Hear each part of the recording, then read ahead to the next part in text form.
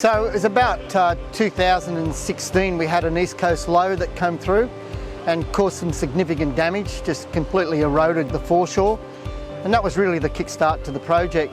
Some of the environmental requirements in consultation with our environmental lead Daniel Corbin, one of the requirements was to get in place an Aboriginal Heritage Impact Permit.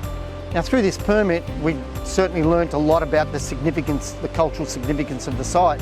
During that investigation process we also got in contact with the Land Council, the Illawarra Land Council, and Paul took us through some of his childhood memories of the site and some of the significance that obviously was captured in the AHIP, but it was really good to get it firsthand from Paul. From there Paul had also suggested that we go down and meet up with some of the elders to discuss their memories of the site. We took away 5 of their Dreamtime stories. That's the end result of what we have here, each one of the artwork representing one of the Dreamtime stories. Working with the Land Council, the Aboriginal community gave us some great insights into the land.